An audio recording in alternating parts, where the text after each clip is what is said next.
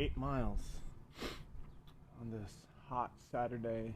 Again, this is spring hot. It's probably only about 79, 80 degrees, 9:53 pace. That was a challenge. Change my hat here.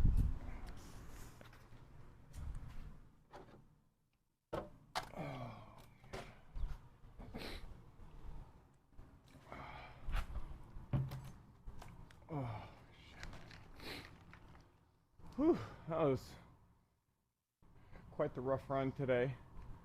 I could totally feel my legs were tired from my tempo run yesterday.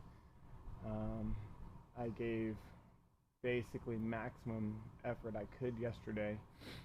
I was a total of 10 miles. It was a 1 mile warm up, 1 mile cool down with an 8 mile tempo in between, and that tempo was challenging. Today was an 8 mile easy run, and frankly, I'm all about being honest. There's nothing easy about it today. And sometimes you're going to have days like that. A 9:53 pace. But it is what it is. I didn't really get to fuel. I had to coach this morning. So we get to the studio. Saturdays are a little bit later in the day. So we get to the studio at 6:30. We run a 7 o'clock, an 8 o'clock, and a 9 o'clock session. And then in our current scenario, where we're in a temporary location at the local Elks Lodge, waiting for our next location to be up and ready for us to move in, we have to work around the event schedule that the Elks have. And they have quite a bit, and so they've got a Memorial Day barbecue that's going on Monday, and so we had to put all of our equipment back in a Connex box, which of course today was a strength day, so it was a ton of dumbbells and sandbags, and then we had to roll up all of our mats to get out of the way so that they could have their event. It's definitely far from ideal, but you gotta do what you gotta do. Our next location will be a more ideal scenario, so that's gonna be nice.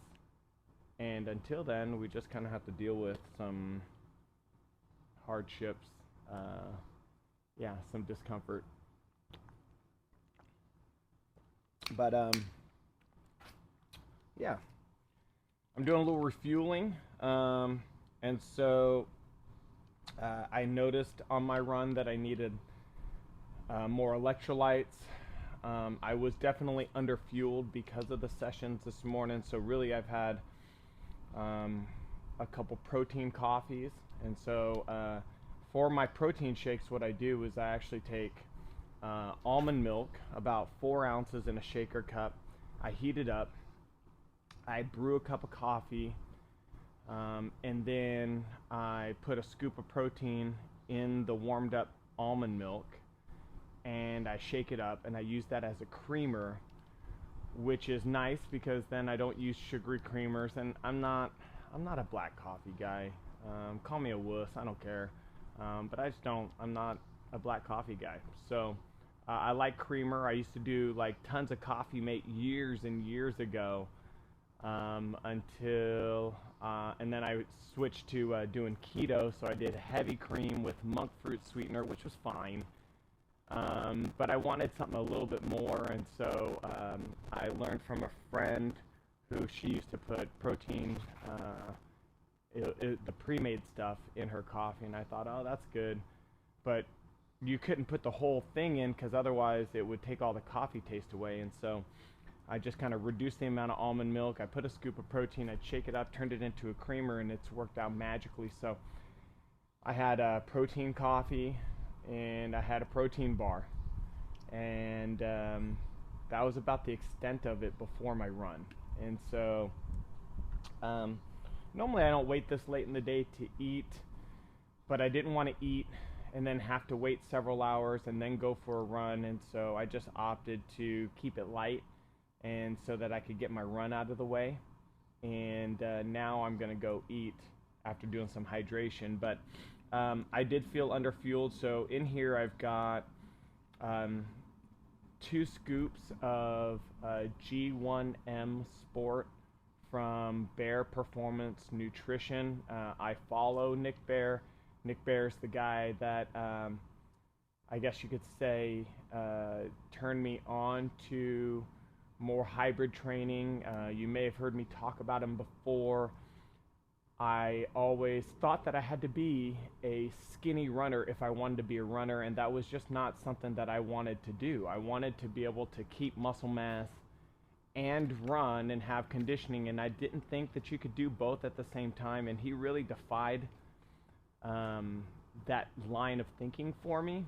And so he has performance products. I'm not sponsored by them. I'm not an affiliate, although at our location, at our Fit Body Bootcamp location, we do carry their supplement line because we believe in the product, not because we make a whole host of money off of it. And so, if you went onto their website and purchased their products, I wouldn't get anything for it.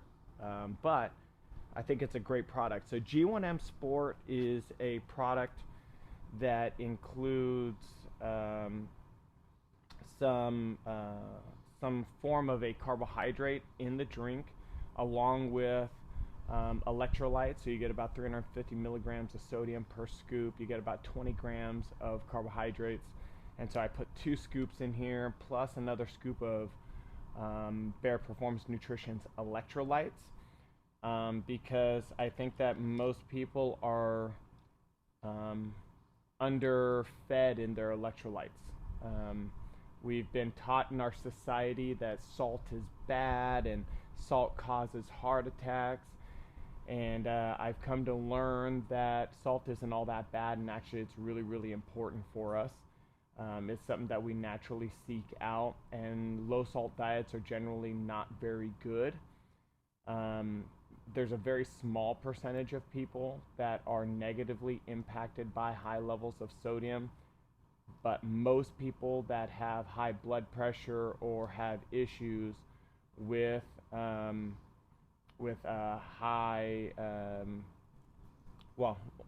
blood pressure, high blood volume, it's because they have way too much insulin because they have a high carbohydrate diet. That's 75% of our population probably eats way more carbohydrates than they need and don't burn it, and that actually causes high levels of blood volume, which also causes high blood pressure.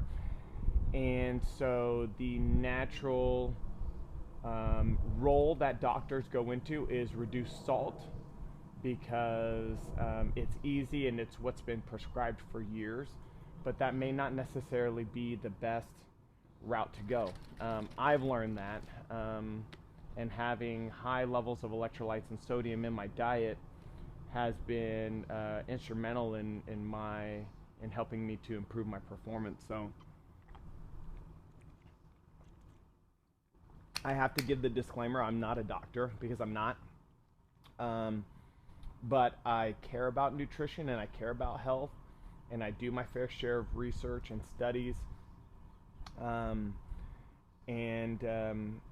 I truly believe that a lot of doctors in Western medicine have missed the mark. Instead of dealing with people's nutrition, they go for a lot of the easy band-aids.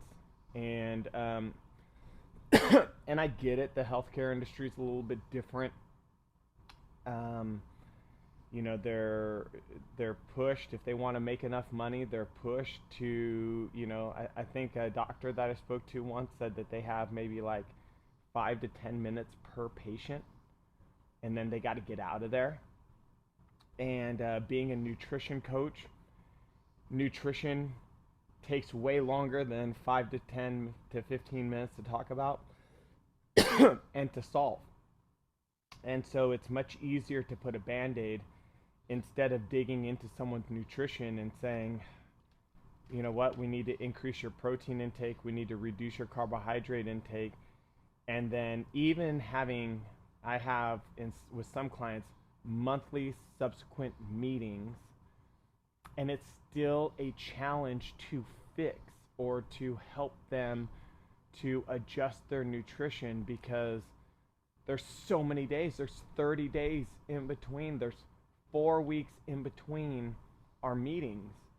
And there's so much that goes on just in one day, let alone a whole month, to help them to improve their nutrition. But gosh, if we could fix and help clients with their nutrition, then we wouldn't have to put band-aids on essentially everything from physical health to mental health. So that's, if you're watching this and you're in the place where you're trying to improve your life and you're trying to improve your overall health, I'm going to tell you right now, it's real simple. You don't have to go with any fad diets.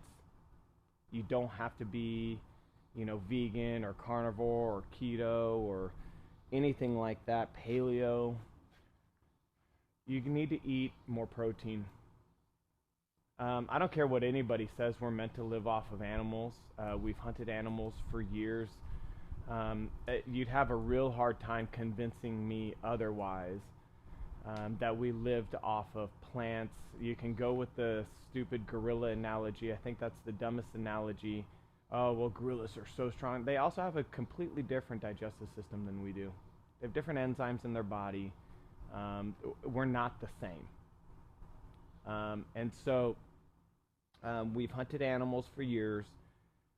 Our bodies do really well. The essential things that our body needs are essential amino acids. Amino acids are proteins that are broken down, and essential fatty acids, which are essentially, fats broken down. Essential, meaning you must eat it. Your body is incapable of creating it on its own. Our bodies do not need carbohydrates. Our body has the ability, through a process called gluconeogenesis, where it breaks down protein into glucose for when our body needs it. Our body does not have a way of creating its own proteins. It does not have its way of creating its own fats. We must eat those. Well, guess what's in animals? Proteins and fats.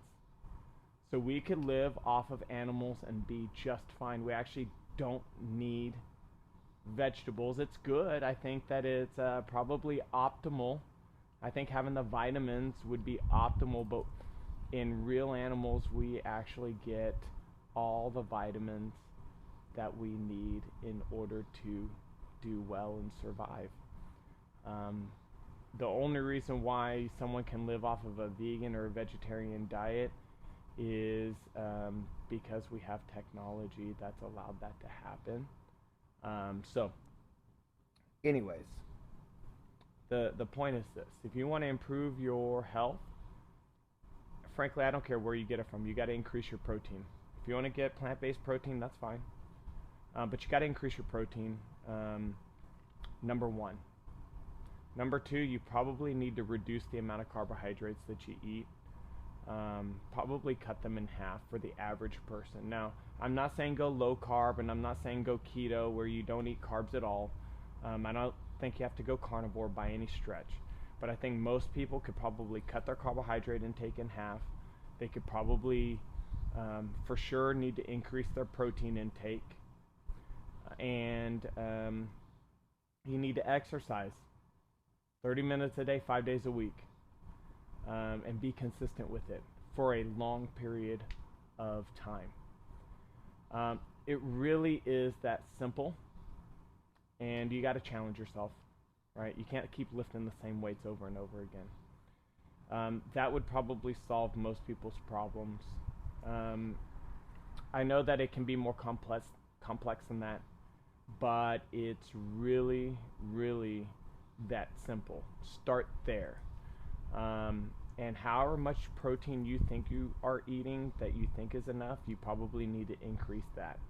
I've coached many people who have said, I eat protein all the time, and then I tell them how much protein they need to eat, and their eyes get big and wide, and they go, wow, yeah, I wasn't anywhere close to eating that much protein. It's a challenge. Society has, and maybe even technology and industrialism has made it to where carbohydrates are easy. Carbohydrates sit on our pantry shelf. They are easy to get to. They transport really, really well. Protein does not. And so you have to plan for protein, which is a struggle that most people have.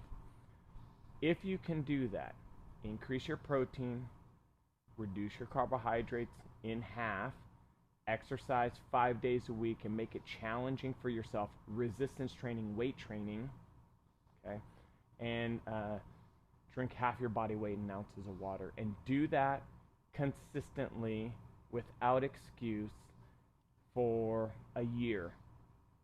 I know it doesn't sound sexy at all, but you have to. That's the name of the game. When you can do that, I guarantee you're going to see success. I'm very, very confident in it. Okay. That went a whole different direction than I expected this conversation to go. But obviously endorphins were pumping after that run. So yeah, have a great day. Improve your nutrition, increase your protein, increase your activity, drink your water, and reduce your carbs in half, and I think you're going to be a lot healthier. All right, team. Have yourselves a wonderful, wonderful Memorial Day. Love you all. Thanks for watching. Oh, and please, hey, click subscribe down at the bottom. I'd really, really appreciate it. Share it with your friends if you think that they would find this helpful, and healthy. And we'll catch you next time. All right. Thanks, guys.